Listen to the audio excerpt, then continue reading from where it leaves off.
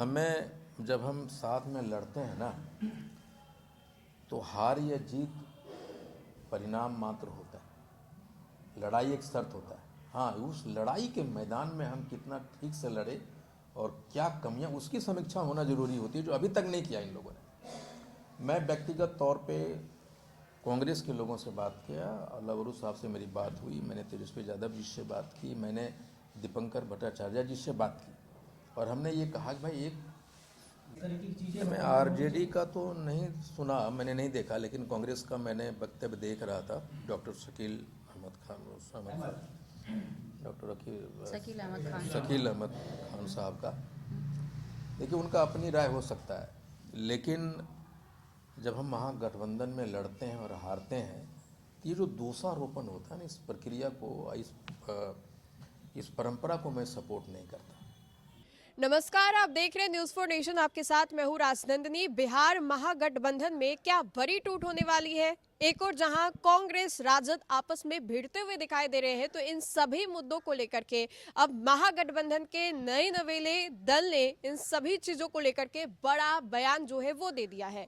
जी हां, आपको बताएं तो आईआईपी प्रमुख आईपी गुप्ता ने इन सभी चीजों को लेकर के बताया है कि गठबंधन में आखिर क्या कुछ चल रहा है, क्या वाकई महागठबंधन जो है टूट के तादाल पर है। इन सभी चीजों को लेकर के क्या कुछ कहते नजर आ रहे हैं आईपी गुप्ता, हम आपको पहले सुनवाते हैं। देखिए, 3-4 बिंदुओं के लिए मैं आज ये प्रेस कॉन्फ्रेंस बुलाया। बहुत बहुत धन्यवाद आप सबों के, आप लोग सब आए।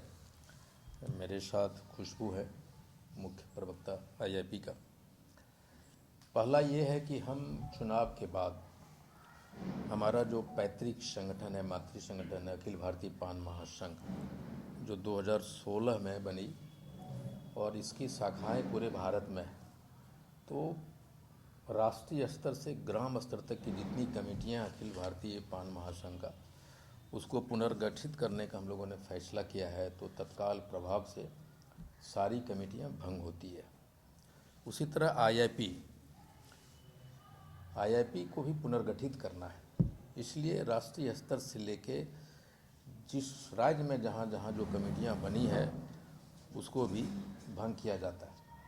और इस भंग करने के बाद हमने यूपी में, अभी आपको पता है कि मैं 2 दिन पहले यूपी में था, वह 9 सदस्यीय टीम बनाया है कि जो यूपी को, इस संगठन को मजबूत करेगा, वहाँ के पदाधिकारियों को चयन करेगा। ठीक उसी तरह बिहार में हमने 9 आदमी का कमेटी बनाया है, और इस कमेटियों को भंग करने के साथ ही हमारे जो राजेश कुमार प्रसाद जी प्रदेश अध्यक्ष थे, उनको दोबारा हम लोग प्रदेश अध्यक्ष बना रहे हैं। और प्रोफेसर के राज हमारे कार्यकारी अध्यक्ष थे, राष्ट्रीय कार्यकारी अध्यक्ष, तो उनको दोबारा कार्यकारी राष्ट्रीय अध्यक्ष बनाया जाता है, और राजेश जी को प्रदेश अध्यक्ष बनाया जाता है।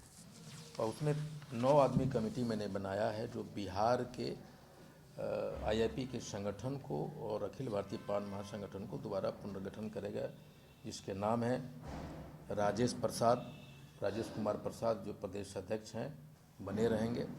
प्रोफेसर के राज राष्ट्रीय कार्यकारी अध्यक्ष बने रहेंगे। राम सकल दास जी, ये जो कमेटी बनी उसके सदस्य होंगे सब, राम सकल दास जी, हरिहर दास जी, रामाधीन जी जो मधुबनी के हैं, मुकेश मंडल जी भागलपुर से हैं, पंचायती राज प्रदेश अध्यक्ष हुआ करते थे, चंद्रशेखर शर्मा जो मधेपुरा के हैं, खुशबू राय और फाहिमा खातून जी। ये 9 सदस्यीय टीम है जो आईआईपी को मजबूत करने के लिए, पुनर्गठन के लिए बनाए गए हैं।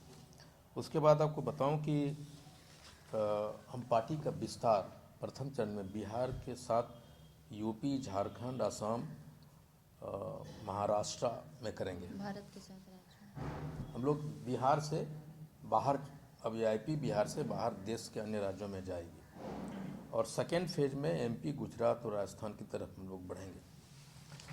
और तीसरा है कि यूपी में 2026 में निकाय चुनाव होने जा रहा है, नगर पालिका, नगर निगम का चुनाव होने जा रहा है, और उसमें हमारी पार्टी आईआईपी भाग लेने जा रही है, जिसकी तैयारी हम लोगों ने शुरू कर दी। चौथा है कि याचिका समिति की बैठक है 2 अक्टूबर को। अभी तक बिहार विधानसभा की जो याचिका समिति 2 बार बैठक हुई है, इस बैठक में हम फिलहाल कुछ मुद्दे, जिसमें एक पहला मुद्दा है कि बिहार विधान सुप्रीम कोर्ट के डिसीजन के बाद हमारे बच्चों के गलत इंटरप्रेट करके जजमेंट को हमारे बच्चों को नौकरियां से निकाला गया, वो मैं याचिका समिति में उठाने जा रहा हूँ। सहरसा में लगातार बिजली के तार चोरी हो रहे हैं, वो उठाने जा रहा हूँ।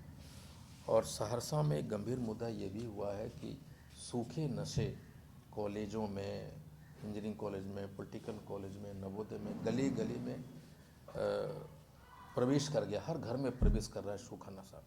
तो वो भी हम याचिका समिति में डालेंगे, लेकिन हमको लगता है ये सहरसा तक सिर्फ नहीं है, ये बिहार के हर एक कोने में शराबबंदी के बाद ये सूखा नशा हमारे और आपके घरों के नौजवानों के कैरियर खराब करते हुए आपके घरों में घुस जा रहा है।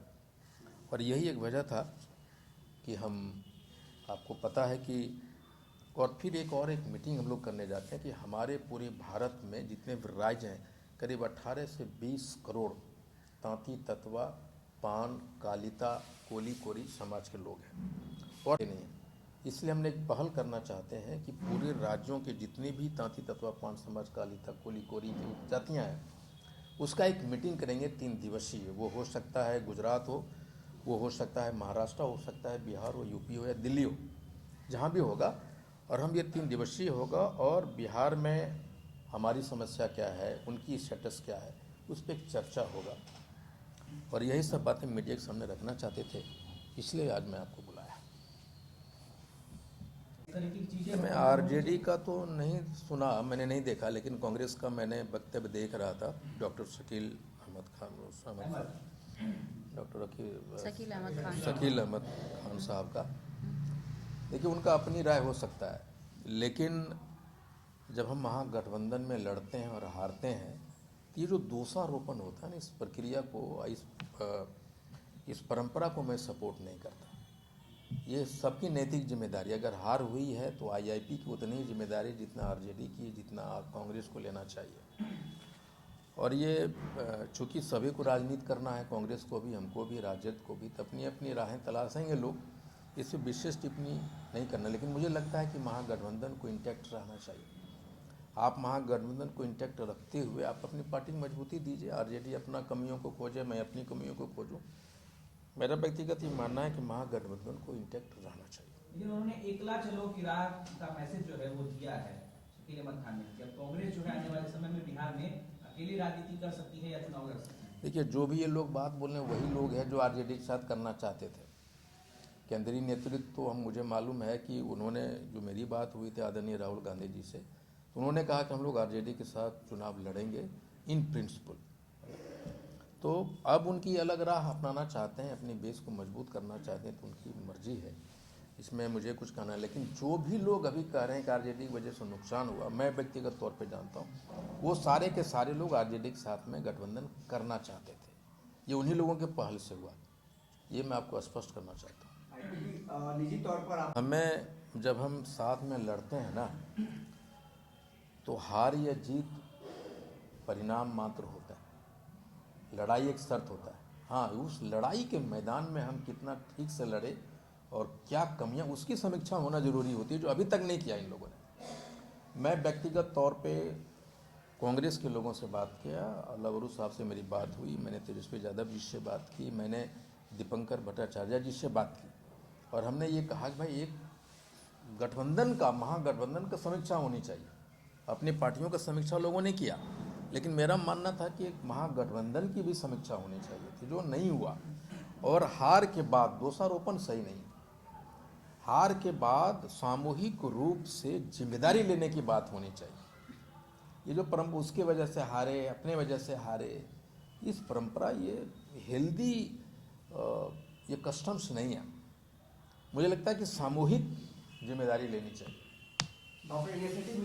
तेजस्वी यादव जी अगर यहाँ होते तो ये मैं कर चुका होता, लेकिन वो नहीं थे, उनको एक व्यक्तिगत कारणों से बाहर जाना पड़ा। मुझे याद है कि वो जब जा रहे थे तो वो कह के गए थे कि मुझे जाना पड़ेगा, विधानसभा में आप लोग थोड़ा देखिएगा। तो ये जो है ना दोषारोपण की जो परंपरा है, मैं इसको सपोर्ट नहीं करता। तो आपने सुना कि आईपी गुप्ता ने क्या कुछ कहा। वैसे मैं आपको बताएं तो इनके अलावा भी उन्होंने कई अन्य राजनीतिक मुद्दों पर अपने विचार को विमर्श किया। इसके अलावा होने वाले चुनाव को लेकर के या फिर अन्य बिहार के राजनीतिक मुद्दों को लेकर के क्या कुछ कह रहे थे आईपी गुप्ता, ये हमने आपको सुनवाया। तो फिलहाल के लिए खबर में इतना ही। कैमरा जर्नलिस्ट अकबर के साथ मैं राजनंदिनी, न्यूज़4 नेशन पटना।